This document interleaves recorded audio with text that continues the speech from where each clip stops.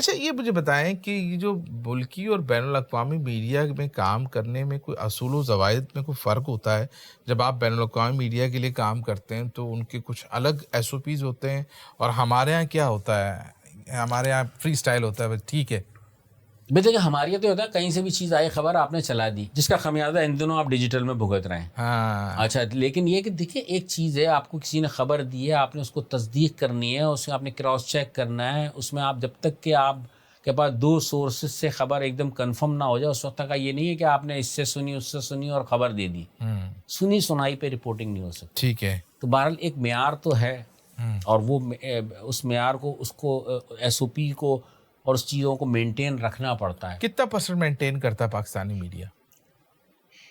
میں سمجھتا ہوں کہ شاید بہت کم کرتا ہے. اب پرسنٹیج میں کیا بتاؤں اس سے مجھے اندازہ نہیں ہے. بہت خبریں باؤنس ہوتی ہیں یہاں پہ. بالکل اچھا باؤنس ہونے کے بعد جب سے الیکٹرانک میڈیا آیا تو آپ پیچھے مڑ کے بھی نہیں دیکھتے کہ آپ کیا چلا چکے ہیں اور کیا باؤنس ہو گیا ہے، کہ آپ اخلاقی طور سے آ کے معافی مانگ لیں.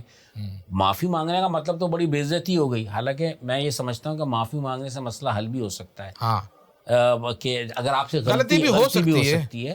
اور بس غلطی کا یہ بتا دوں آپ کو کہ اس میں سب سے زیادہ آپ کا نیوز مینیجر میٹر کرتا ہے.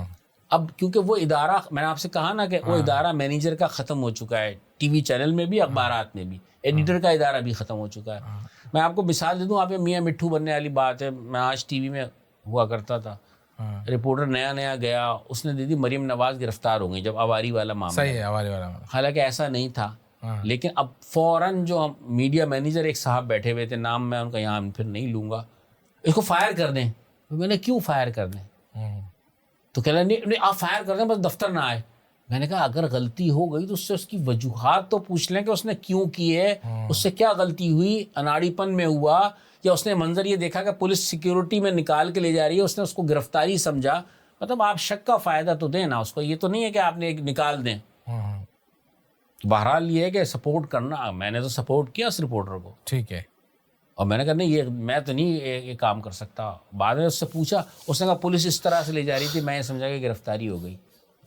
تو بات یہ ہے کہ یہ غلطیاں ہو جاتی ہیں، یہ فیلڈ میں ہوتی ہیں. اور جب آپ نے خود فیلڈ میں کام کیا ہوا ہو تو آپ کو غلطیوں کا بھی پتہ ہوتا ہے، آپ کو مشکل حالات کا بھی پتہ ہوتا ہے. ہاں آپ نے باہر کام ہی نہیں کیا سڑک پہ جا کر تو آپ کو کچھ نہیں پتا. آپ ٹھنڈے کمرے میں بیٹھے ہوئے اور آپ آرڈر چلائے جا رہے ہیں لوگوں کے اوپر کہ یہ کر دو وہ کر دو، ایسے کر دو ایسے کر دو ایسے کر دو. یہ ممکن نہیں ہے. یہ میرے خیال میں یہ سب چیزیں تجربے سے آتی ہیں، یہ سب چیزیں سیکھنے سے آتی ہیں، اور سیکھتا آدمی ہوا ہے جب خود کام کرے. ٹھیک ہے. اچھا یہ فرمائیے گا کہ یہ جو ڈیجیٹل میڈیا پر جتنا گند ہے، سیاسی جماعتیں بھی پھیلا رہی ہوتی ہیں، ان کے واریئرز لگے ہوئے ہوتے ہیں، ریاستی اداروں کے خلاف بھی بات کرتے ہیں، تو آپ کو نہیں لگتا ہے پیکا ایکٹ یا کسی اور نام سے ایسا کوئی قانون تو آنا ہی تھا، تو پھر اس کی اتنی مخالفت کیوں ہو رہی ہے؟ آپ کی کیا رائے ہے؟ دیکھیں پہلی بات ہے نا، سیاست میں بدتمیزی جو ہے نا، بدتمیزی اور خاندانوں تک پہنچنا اور خواتین کو ٹارگٹ کرنا، اس رواج کو فروغ دیا ہے پی ٹی آئی نے.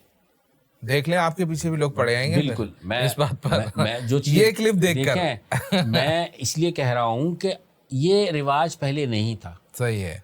آپ اس طرح کرتے تھے کہ آپ کو تنقید کرنی، آپ تنقید ضرور کرتے تھے، لیکن یہ نہیں ہوتا تھا کہ آپ پیچھے پڑ جائیں. بات ہے کہ ٹھیک ہے وہ اس کا ذاتی فیل ہے. اگر میں آپ سے ایک سوال کر رہا ہوں، آپ نے جواب میں مجھے کچھ کہہ دیا، اب میں ضروری ہے میرے مطلب کا جواب نہیں آ رہا تو میں آپ کے پیچھے پڑا رہا ہوں. صحیح بات ہے. تو میں اس لیے میں آپ سے یہ بات کہہ رہا ہوں. صحیح ہے. اور اس بات کو قیادت جو ہے وہ کنٹرول کر سکتی تھی. میرے خیال میں اب وہ چیزیں جو پی ٹی آئی کی قیادت ہے کنٹرول سے بھی باہر ہو گئی ہیں. ایسا نہیں ہے پی ٹی آئی میں سب خراب ہیں. صحیح ہے. اور ایسا بھی نہیں ہے پی ٹی آئی میں سب اچھے ہیں، اور جماعتوں میں بھی بہت اچھے لوگ ہیں. اور یہ کلچر متعارف انہوں نے کروایا، اس کو ایڈاپٹ مسلم لیگ نون نے بھی کیا، اس کو ایڈاپٹ پاکستان پیپلز پارٹی نے بھی کیا. کسی نے کم کیا، کسی نے زیادہ کیا. صحیح ہے. تو بات ہے کہ آپ وہ آغاز ہی نہیں کرتے. ٹھیک ہے.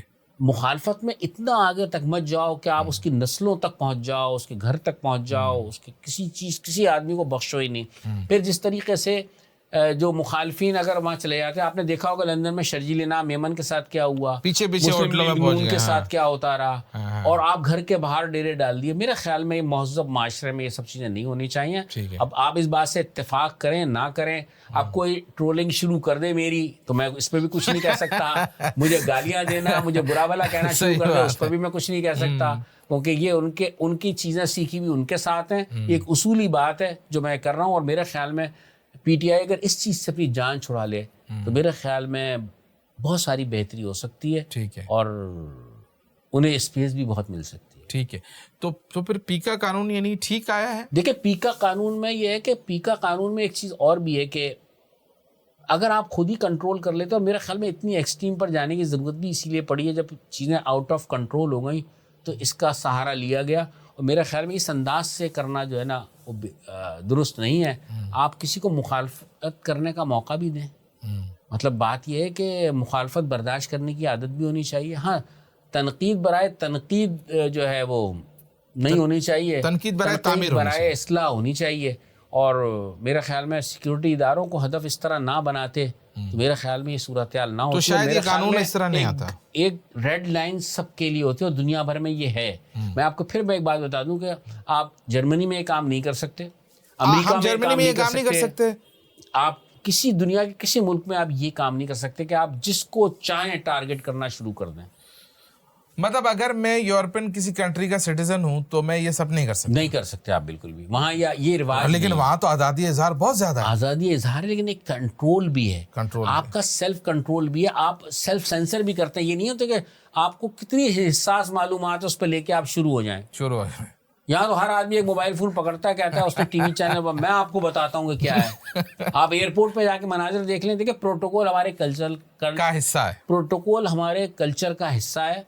اور عمران خان صاحب نے بڑے دعوے سے کہا تھا اس چیز کو ختم کر دیں گے, لیکن میرے خیال وہ بھی ختم نہیں کر پائے. اور میں سمجھتا ہوں کہ آنے والے نسلوں میں بھی کوئی نہیں کر سکتا. یہ ہمارے مزاج کا حصہ ہے.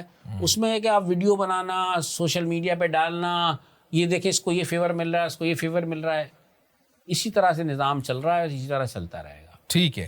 اچھا یہ فرمائیے گا کہ آپ کراچی میں رہ رہے ہیں گزشتہ کئی سالوں سے, ظاہر ہے پیدا بھی یہی ہوئے ہیں شاید آپ. جی بالکل. تو کیسا لگتا ہے کراچی 2025 میں, کیسے محسوس ہوتا ہے؟ ترقی تو کر گیا ہے نا. کراچی جیسا تھا ویسا ہی ہے. تو آپ کیسی ترقی چاہتے ہیں؟ دیکھیں اس شہر کے ساتھ سب نے زیادتی کی ہے. میں آپ سے نام لے کے اگر کہیں گے تو نام لے کے بھی کہہ دوں گا, پیکا ایکٹ لگ جائے گا. دیکھیں نا, اس لیے کہ سب نے اس شہر کے ساتھ زیادتی کی ہے. سب نے اس شہر کا استعمال تو کیا ہے لیکن اس شہر کو دیا کسی نے کچھ بھی نہیں.